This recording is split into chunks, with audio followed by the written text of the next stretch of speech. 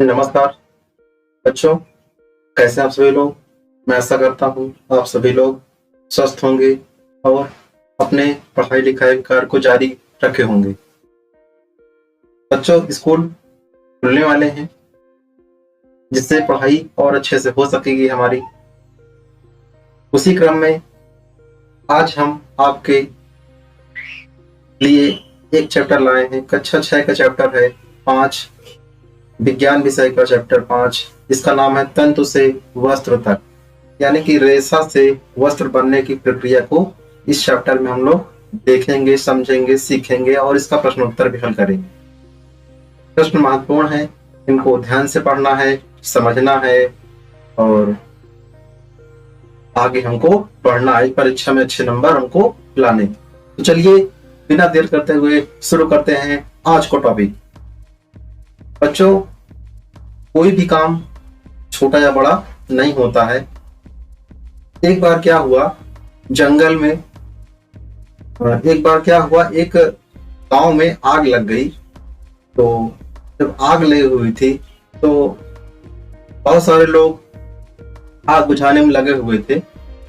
लेकिन क्या हुआ कि एक चिड़िया भी देखी गई कि चिड़िया भी चोंच से पानी भर के उस आग को बुझाने का प्रयास कर रही थी। लेकिन वहीं पर सामने एक बुद्धिमान जीव बैठा हुआ था, कौवा बैठा हुआ था। तो कौवा कहा कि क्यों परेशान हो रहे हो, तुम्हारे बुझाने से थोड़ी आग बुझ जाएगी। तो चिड़िया कहती है, हाँ मैं जानती हूँ कि मेरे बुझाने से आग नहीं बुझ जाएगी, लेकिन जब कभी इस आग को कोई याद करेगा तो मेरा नाम आग बुझाने वालों में होगा और तुम्हारा नाम तमाशा देखने वाले में होगा। इस प्रकार हमको आपको तमाशा नहीं देखना है, हमको आपको सही दिशा में प्रयास करना है जिससे कि जीवन सफल हो जाए। चलिए शुरू करते हैं चैप्टर। बच्चों, वस्त्र निर्माण का जो टॉपिक है वो कुल मिला के 3 भागों में बटा हुआ है। एक है पौधों से वस्त्र का निर्माण, इसे पादप से वस्त्र का निर्माण।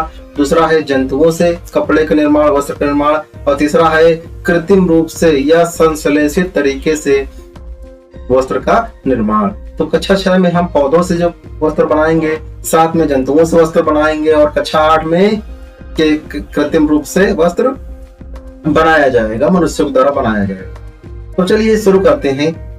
क्या है टॉपिक?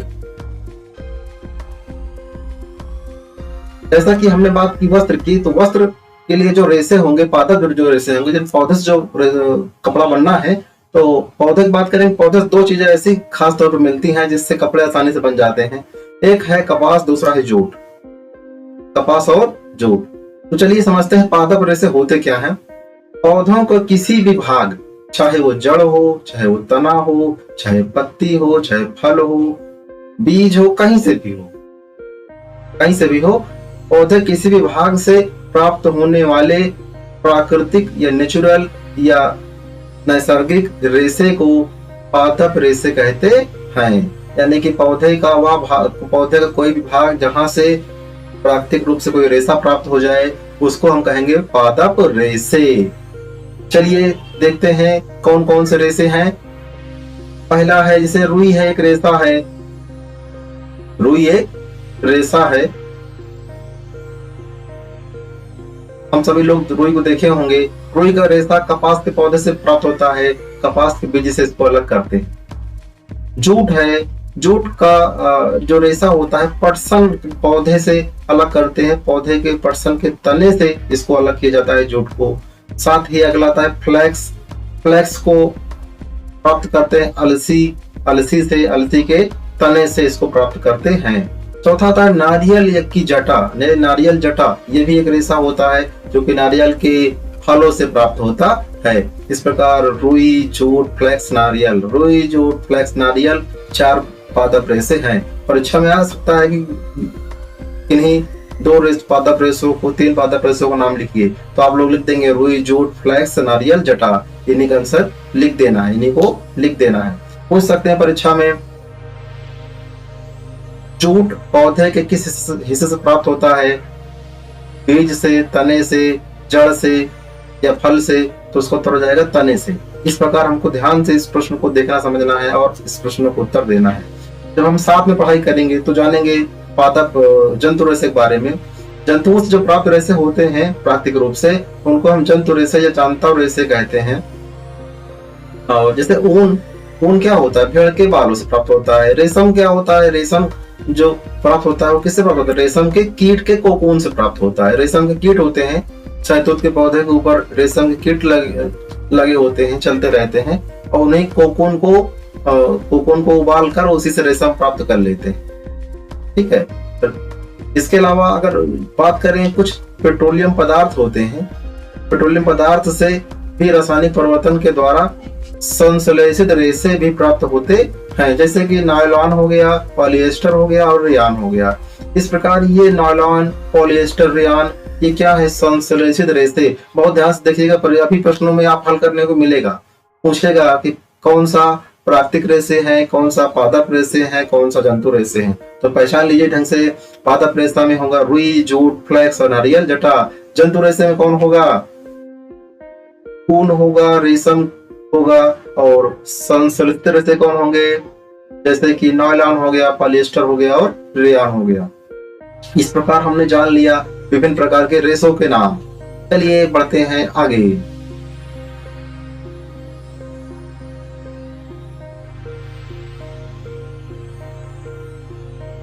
देखिए यहाँ पर वर्तमान में जो कपास का पौधा होता है उसमें बायोटेक्नोलॉजी के माध्यम से नई प्रजाति उत्पन्न हो गई है, नई प्रजाति आ चुकी है। उस प्रजाति से क्या होता है कि पौधों में कीट पतंगे नहीं लगते हैं, कीट पतंगों से रक्षा हो जाती है पौधे की, और अच्छी खासी पैदावार होती है।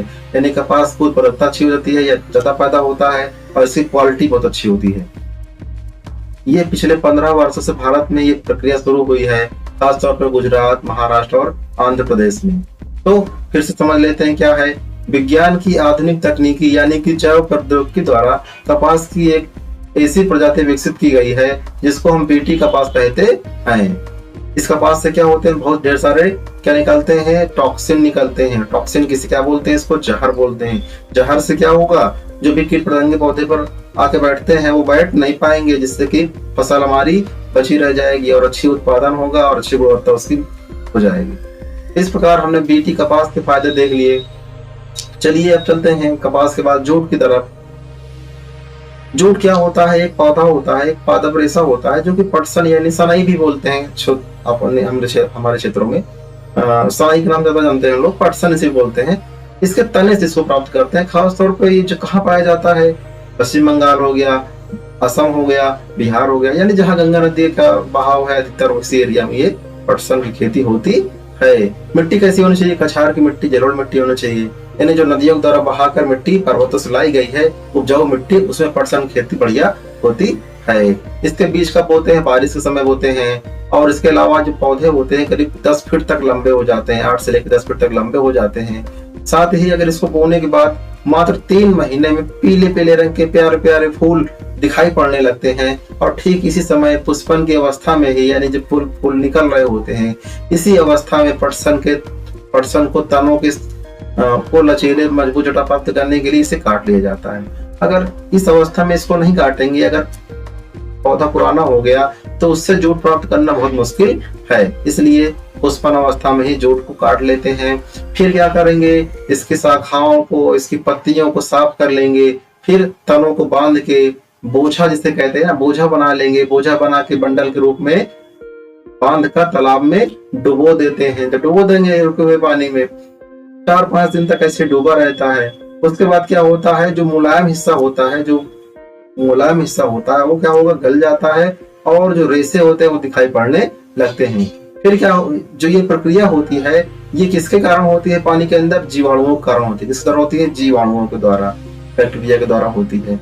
और इसी प्रक्रिया को हम क्या बोलते हैं? पटसन की रेटिंग। पटसन की रेटिंग यानी एक तरीके से सड़ा रहे हैं। पटसन को हम तने को सड़ाते हैं, सिर्फ पटसन की रेटिंग कहा जाता है, रेटिंग। फिर क्या होता है? उसको निकाल के बाहर उसको तने को क्या करते हैं? झटका दिया जाता है। जब झटकते हैं, झटका देते हैं, पीटते हैं, तो क्या होता है? फिर जंतु को जो जूट के जो तने होते हैं उनको खींच के बाहर निकाल लिया जाता है।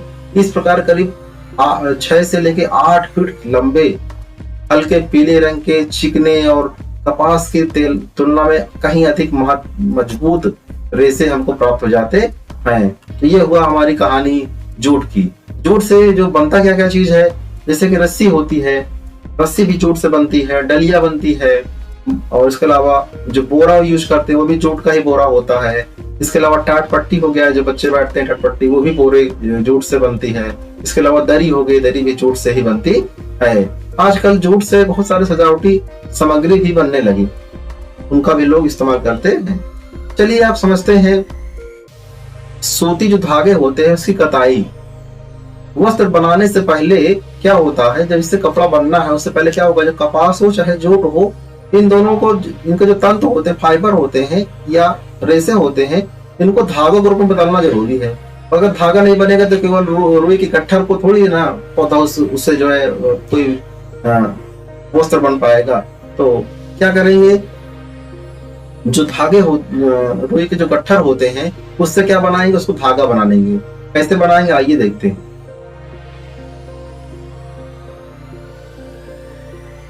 जो रेशे होते हैं उसे धागा बनाने के लिए रुई के एक पुंज से रेशों को खींच कर रेट देते हैं। उसको खींच लेंगे, खींचने के बाद क्या कर देंगे, मोड़ देंगे।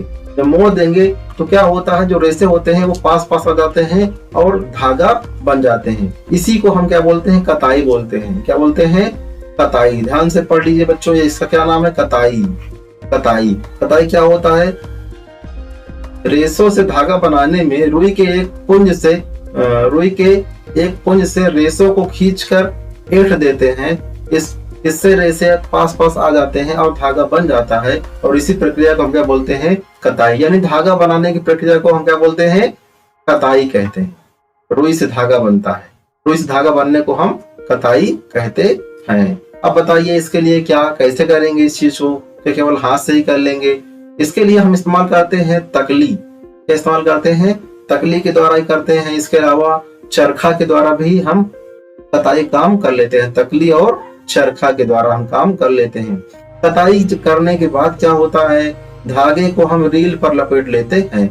रील होता है, रील के ऊपर इसको हम लपेट लेते हैं, जिससे कि इसको इस्तेमाल करना आसान हो सके।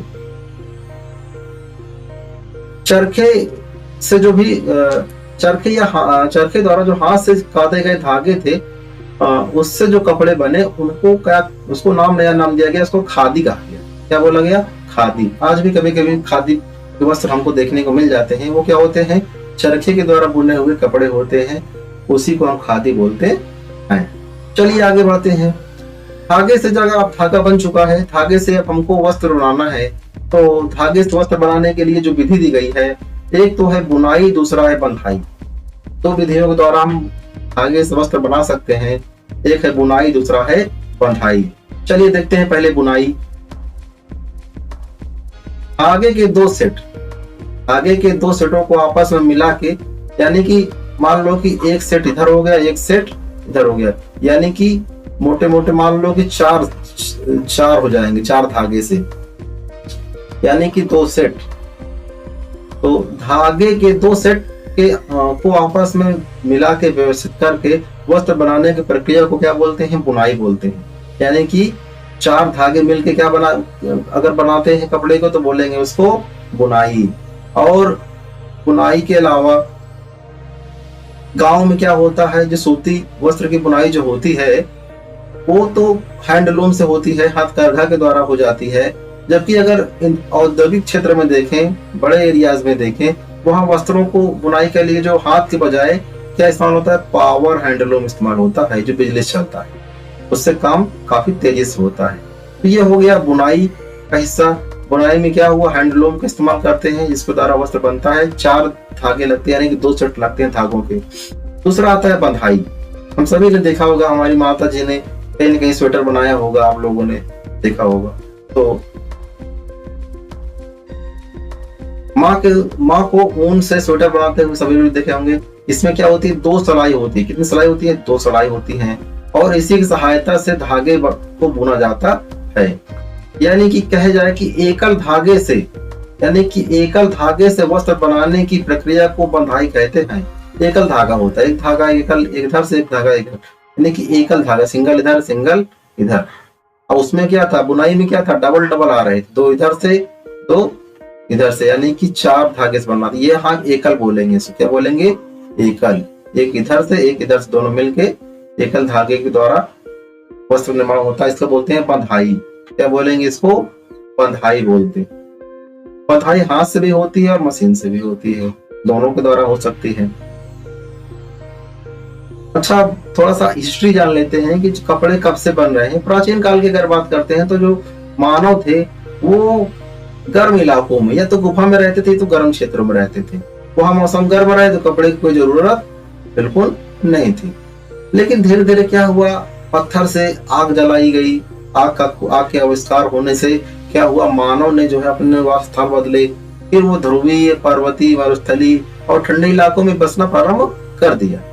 तो ऐसे इलाकों में जब व्यक्ति जाएगा तो क्या होगा, ठंडी लगेगी। तो ठंडी से बचने के लिए क्या होगा, पेड़ के पत्तियों, छालों और खाल, जानवरों के खाल, इन सभी के इस्तेमाल करके अपने शरीर को गर्म करने का प्रयास करने लगे। जैसे हम लोग पहने हुए हैं कि ठंडी ना लग जाए, वैसे ही पहले के जो भी हमारे पूर्वज रहे होंगे वो भी ऐसे करते रहे होंगे। इसके बाद क्या हुआ, धीरे धीरे कृषि प्रारंभ हुई, खेती प्रारंभ हुई। खेती प्रारंभ हुई तो फिर चटाई बनने की प्रक्रिया शुरू हुई। चटाई बनी, उसके बाद पेड़ के लताओं को यूज किया गया। इसके अलावा जंतुओं से जो ऊन प्राप्त हुए, बालों को, तो ऊन और बाल दोनों को, जिससे इन चीजों से क्या हुआ, लंबी लंबी लड़ियां बनाई गई और उससे कपड़े बनना धीरे धीरे प्रारंभ हो गए।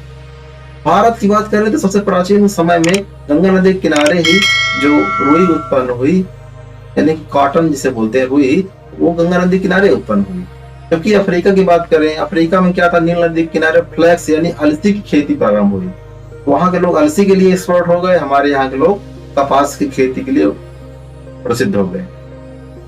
जब हम इतिहास पढ़ेंगे या आप पढ़ेंगे तो इतिहास में देखेंगे कि कपास के मामले में भारत बहुत आगे था। तो सिलाई की सुई के आविष्कार होने से वस्त्रों को सिलाई करके पहनना और बढ़िया हो गया और अच्छा हो गया, डिजाइनर कपड़े बनने लगे। जैसे कि वर्तमान में कुछ कपड़े ऐसे होते हैं जो बिना सिलाई की पहने जाते हैं, जैसे साड़ी है, कोई सिलाई की जरूरत नहीं है, धोती है, लुंगी है और पगड़ी है, इन कपड़ों में कोई सिलाई की जरूरत नहीं है। लेकिन बाकी ढेर सारे कपड़ों में सिलाई की जरूरत पड़ने लगी, सुई के द्वारा उनको सीने की प्रक्रिया चल रही है लगातार। इस प्रकार हमने देख लिया चैप्टर के बारे में जो महत्वपूर्ण जानकारी थी। ये क्वेश्चन हल करते हैं। अभ्यास प्रश्न पहले का नंबर, ऊन किससे प्राप्त नहीं होता? भेड़ से, याक से, ऊंट से, लंगूर से। तो भेड़ याक ऊंट से प्राप्त होगा, लंगूर से प्राप्त नहीं होगा, यहाँ चिन्ह लगा लीजिए। कृत्रिम रेशा है रुई, जूट, नायलॉन, फ्लैक्स। तभी हमने कहा था ना पढ़ाते वक्त कि कृत्रिम रेशे को ध्यान दीजिएगा। तो रुई तो पौधे से है, जूट पौधे से है, फ्लैक्स पौधे से है, नायलॉन क्या है, कृत्रिम है। तो ये इसमें चिन्ह लगा देंगे। फिर दिया हुआ है कपास द्वारा निर्मित सामग्री है, थोड़ा सा ऊपर कर लेते हैं।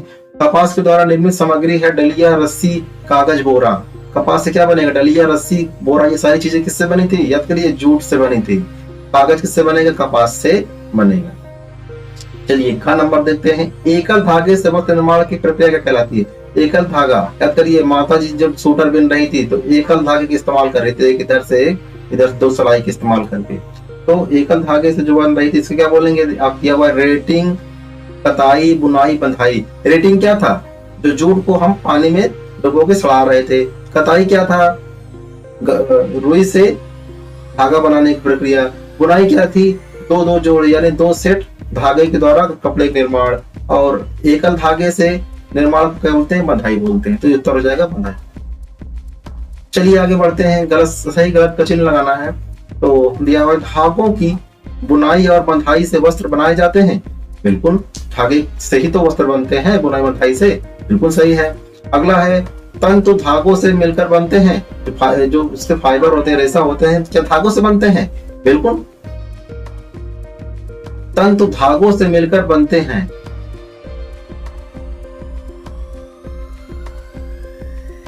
ये गलत हो जाएगा, इसको ध्यान दीजिएगा, ये गलत है ऑप्शन। इसमें क्या होगा, क्या पूछ रहा है, तंतु धागे से मिलकर बनते हैं, उल्टा लिखा हुआ है ना। इसमें क्या होना चाहिए, धागे तंतु से बने होते हैं। अगर ये होता तो उत्तर सही होता, धागे तंतु से बने होते हैं। इसमें क्या लिख दिया है, तंतु धागों से मिलकर बने होते हैं, गलत हो गया ना। धागे तंतु से मिलकर बने होते हैं, यानी ढेर सारे तंतु होते हैं, फाइबर होते हैं, उससे धागे बनते हैं, ये ज्यादा उचित है। यानी यहाँ इसका ऑप्शन सेकंड वाला गलत हो जाएगा, बहुत ध्यान से देखने की जरूरत है, गलती हो जाती है ऐसे ही। अगला है जूट। जूट प्राप्त करने के लिए पटसन की फसल को पुष्पन अवस्था में काटते हैं। जूट प्राप्त करने के लिए पटसन की फसल को पुष्पन अवस्था में काटते हैं, बिल्कुल सही है, ये ऑप्शन सही हो जाएगा। देखिए एक बार यहाँ बाहर लगाए दे रहे हैं, ये वाला सही है, ये वाला गलत है, ये बिल्कुल सही है। इसका जो गड़बड़ हुआ इसको हम ठीक कर देते हैं।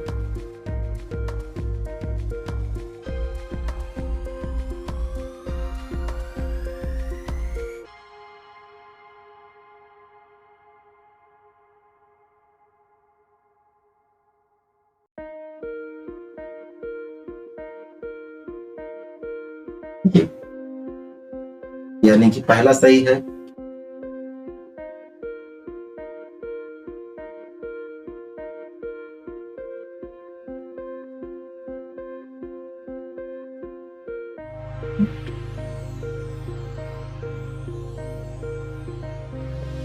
पहला सही है, दूसरा गलत, तीसरा सही है।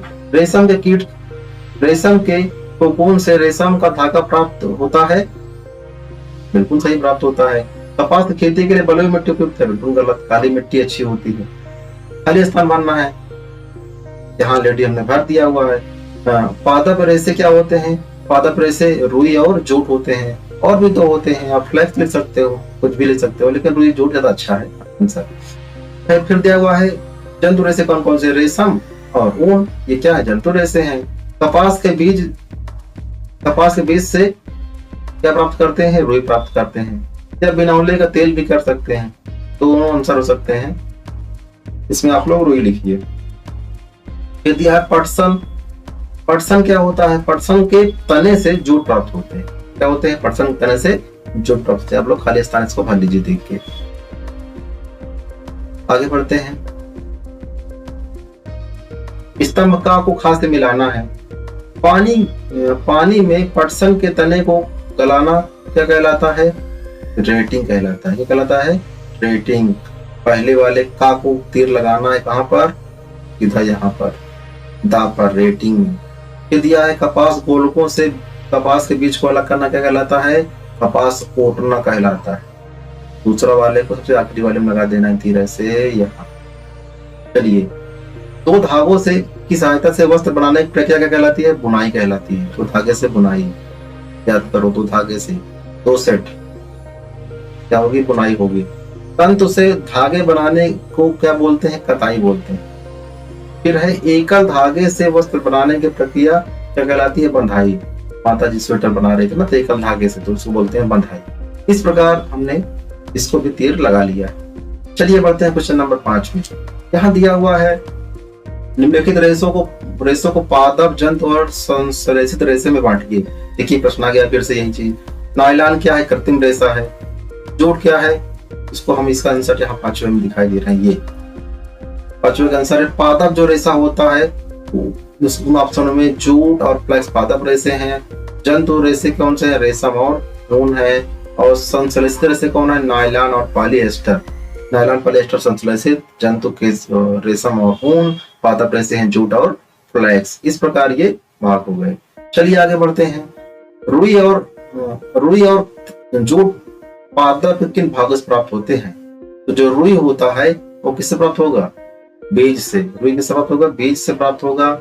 और जो तना जूट होगा, जूट प्राप्त होगा तने से। जूट किससे प्राप्त होगा, तने से। चलिए आगे बढ़ते हैं क्वेश्चन नंबर 8। रेशम से धागा बनाते समय इसकी कताई करना क्यों आवश्यक होता है, इसका आंसर 8वें का आंसर देखते हैं।